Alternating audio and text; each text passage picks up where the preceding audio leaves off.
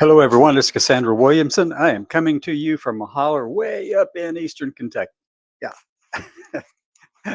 Pike County, Kentucky, to be exact, and only just a few miles from where the Hatfield McCoy feud had its start. Yes, very close to all of that. Feud country. Yeah, I know all about that. No, actually, I should say I don't know all about that. There's a lot that's still out there that I haven't read or studied about that thing. Anyway, so today I wanted to say first thing is it is Labor Day, and I hope everyone is having a great day. And I do appreciate anyone who might show up on this program in the middle of the day on Labor Day. I know everybody is out there trying to do something for their families and their chosen families and their friends and all of that, and just going out and enjoying it. And I'll be going out here shortly. Probably not for that because I am a caregiver in Eastern Kentucky with my for my family, my mom, brother, sister, and check in on my cousin, and they're all, you know, struggling along, kicking along. They're doing well. So, a couple of things I wanted to talk about today. I've got them all on a little sticky note. All righty. So, first thing was one, I wanted to acknowledge that it is Labor Day in the United States, and so appreciate it. Another thing that I noticed over on Fox News earlier today was that they were talking about the need to push back against isolation within echo chambers and the fact that people have a tendency to go into them and stay there and don't invite any other kind of opinions in, that there is no ideological diversity, there's no independent um, diversity of thought, no viewpoint diversity. They get stuck in there, and the gatekeepers keep everybody all in line. Well, that's true, but they were saying on Fox News Live today, they were saying that it was something that's more endemic to the Democratic Party. Well, no, both parties have it. Most people have those kind of things within their particular little cliques or their groups or their organizations or whatever. That's the kind of thing that's always there everywhere. People just like to associate with people who think like themselves. And then it gets to the point where you're policing each other's thoughts, actions, and behaviors. And, that can be a pretty horrible thing. That can be pretty bad because what happens is you exclude those who may have a different opinion, or you villainize those with different opinions. And that's typically what we're seeing going on. But that's not new, though, folks. This has been going on for a long, long, long, long time. Humans have done this forever. It's not something new. We associate with those, we kind of protect those that we have an affinity for. But if you want your organization, your business, your government, whether it's local, state, federal, or whatever, if you want it to be much more sustainable, you have to be willing to entertain multiple perspectives. And as someone also said on one of the news programs, I think it was Rob Schneider was talking about this earlier on Fox News, and you know, he's right. He was saying, and this is me paraphrasing it slightly, that the thing that makes for growth in any organization, any government, any ideological perspective, anything out there is that you entertain combative ideas. You have different opinions, you have different views, and you take it and argue over it in a respectful and decent way. You have that conflict of not violent conflict, but you have that conflict of opinions, and you wrestle with those ideas and concepts, and then you change and adapt, and people grow. It's that combativeness, that challenging, basic of your ideas by others who don't think like you. That's the thing that forces growth, that encourages growth, actually. And Rob Snyder was right about that. We disagree on a lot of things, but that he was right about, because that's what's happening. That's what I see happening. I see this as people are just going to associate with people that they like and agree with. A number of years ago, my gosh, almost 10 years ago now. Well, about 10 years ago now, I was involved with a small city government. I was on the Historic Preservation Commission, and and that was somewhat ironic, given that I'm here trying to protect our facades, our buildings in town, and all of that, and trying to help out with that, and encouraging other people to protect them, and making sure that those parts that were historically preserved or had that were historically significant weren't being wiped away. They weren't being gentrified, to put it in another way of saying it. And but then here I am I stood up in front of city council. I'm going, and I know this is ironic. I'm protecting these structures, but look, now I've changed myself for you. And they thought that was hilarious. I did. I laughed, and then they laughed. But you have to be able to do things like that. You have to be able to entertain possibly that somebody else has a different perspective, and that's what I was doing there in that city. I was trying to make sure that they had a different view on things, but on not only that, but have fun with it and to live and to have your thoughts challenged. So when it came time to create an organization that represented human diversity, human differences in the city, the Human Relations Council that had been established by statute since 1974 in that city, but had never been seated because no one could agree upon getting it done since, and this was all the way up to 2015, 2016. Nothing had been done in all that period of time. Thought about it. Some things were proposed, but never actively done. No one was assigned to that committee. So it was just sitting there idle within the statutes of the city. So I proposed to the city that we kind of figure out a way to get that thing seated and established. So what they did was they created a task force to look at it, put me in charge of it, me as me. And what you see is legally defined to me in every freaking way and physically even. So here we are. I'm talking about how do we make this organization, this Human Relations Council task force, viable in a city in deep red Missouri.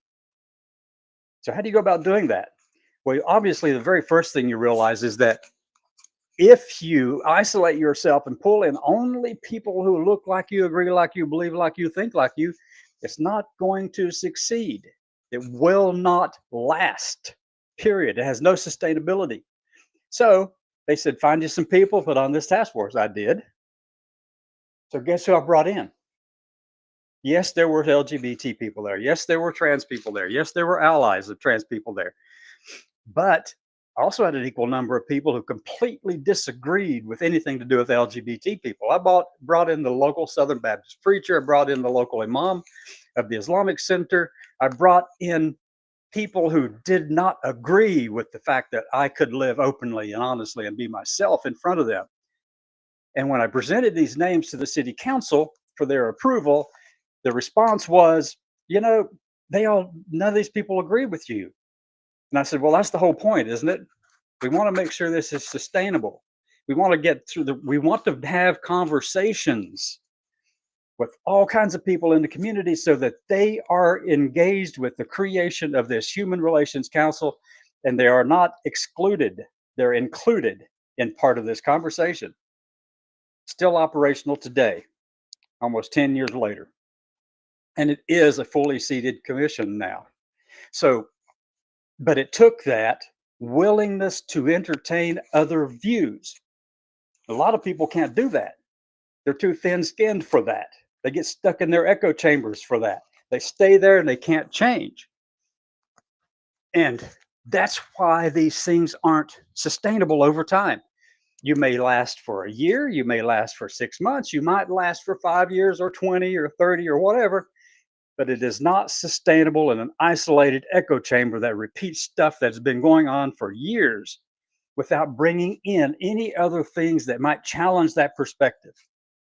That's what makes things last. That's why this nation, the United States of America, is one of the best on the planet. Because we were founded by a bunch of people who had different ideas, all kinds of different perspectives. There were slave owners and abolitionists. There were Federalist and states' rights people. There were no women. There should have been. There were no black people. There should have been. There were no Indians, American natives in this conversation. There should have been.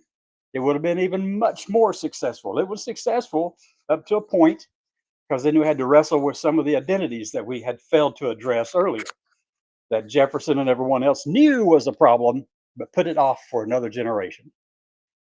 So we addressed all those things, but we still have a lot of problems. But how do you solve that? You solve it by confronting and talking with people who don't look like you, believe like you, think like you, any of those characteristics. So you need diversity of thought. You need you need ideological viewpoint diversity. Then that extends even to religious beliefs. But you have to set you have to set the stage for these kind of conversations and this kind of thing of bringing in additional people into the conversation. One is you have to find a place where they can say to the entire population that, look, you know, mine might not necessarily be the only way to do things. I'm willing to think and talk about other ways and maybe even changing some of my own thinking. And that's difficult for a lot of people. Now, this is something I want to address right now. Let me switch to another image on the computer. Hold on a second. I'm my own person here doing this. All right. So, next topic. Let me get a drink here so I can catch my breath.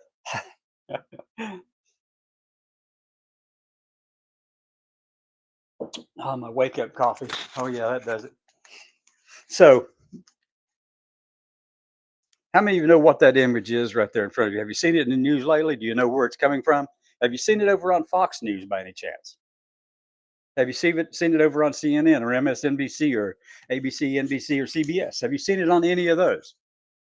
It's not likely that you know where this is unless you're in tune to what's going on in the state of Florida. This image is in front of the Pulse nightclub memorial in Orlando, Florida. A little while back, not very long ago, the governor of Florida, under the direction of the Secretary of the Department of Transportation for the United States, acted upon removing, under the direction of the federal government, but that's something that Ron DeSantis wanted to do anyway, ordered the cities to remove any kind of mural or artwork, including pride crossworks on roads, citing a safety issue. Well, look, there is no safety issue with these things because typically when people come across one of these and drive up to them, they slow down, they acknowledge it. They're more safe than one that is not colorful and bright because people actually can see those things, you know? But anyway, the state ordered their removal, so they painted over one in the middle of the night down in front of the Pulse nightclub. Recently, as in a couple of days ago, a man decided to strap some chalk to his shoes and he walked across that blackened out mural and put in some colorful places on there, and he was arrested and taken to jail. A judge ordered his release because there was no grounds for his arrest, and the police released him without charge. Community activists there in Orlando and around the region and that part of Florida all came together and they repainted it. They rechalked it. The chalk would erase when the rain came in, so it would go away. But they put police out there to prevent people from doing that again, to paint it, threatening to arrest them. But you see, this is a trend that we have known is coming. It was projected and announced loudly in Project 2025, the Mandate for Leadership from the Heritage Foundation. Kevin Roberts, the president for Heritage Foundation, within the forward by page 3, 4, and 5, had already identified things that he wanted done across this country. He wanted to eliminate LGBT people, particularly trans people. So that's where we are today. This action is that in front of a memorial to the 49 people who lost their lives at the Pulse nightclub. Stripped away part of this acknowledgement, stripped away part of the thing that actually makes them, at least gives them some sense that there are allies out there, that there is some peace, that they can be who they want to be freely in this country. And I find it disturbing that so many things having to do with LGBT people, particularly trans people, have been under attack cruelly from the federal government and many of these red states. They don't want LGBTQ plus people to be seen, heard, or have any kind of representation. At the Stonewall Club in New York in Greenwich Village, Stonewall Club were the riot that actually began the process of getting freedoms established for gays and lesbians, which was started by Marsha P. Johnson and a friend, forget her name, who was trans.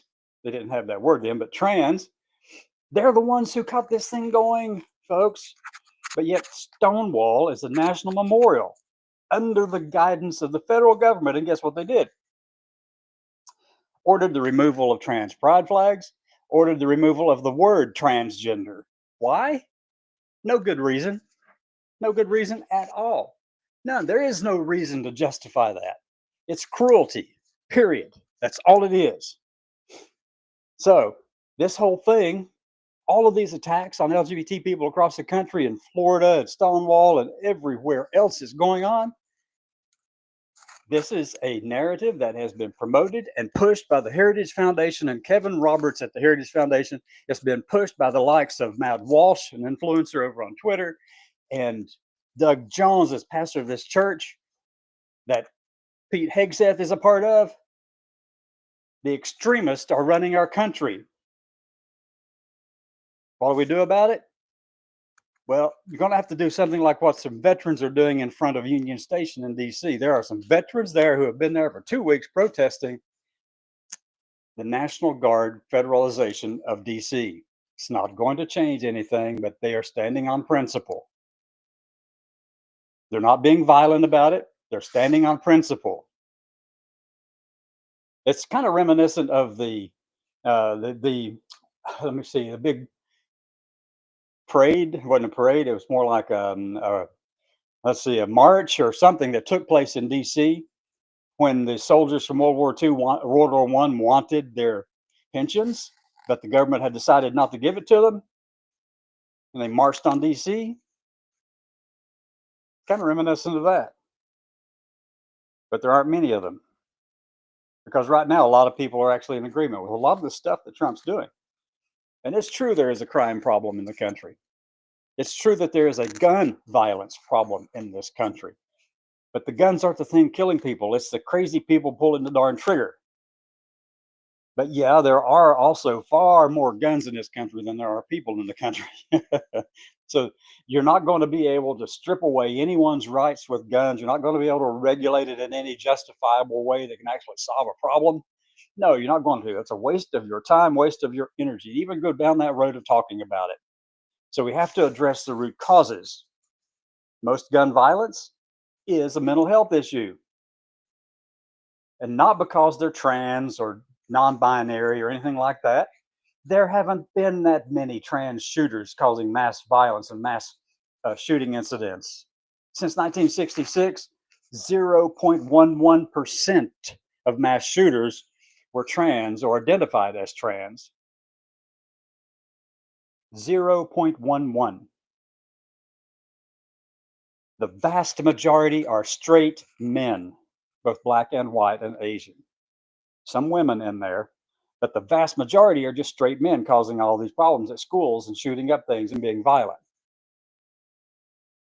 So we've lost the narrative on that. At least we need to figure out a way to push back on it. It is a tough thing to do, to push back on something that has been pushed about and pushed about and pushed out for so long. But these veterans in D.C. in front of the Union Station have been going there for about 2 weeks, roughly. Well, and being nonviolent about it, while their message is good, won't change what Trump is doing. So how do we change it? Well, that's a conversation for another show. Come back again tonight, 6 p.m., and let's do this again. Have a great day, everyone. Bye.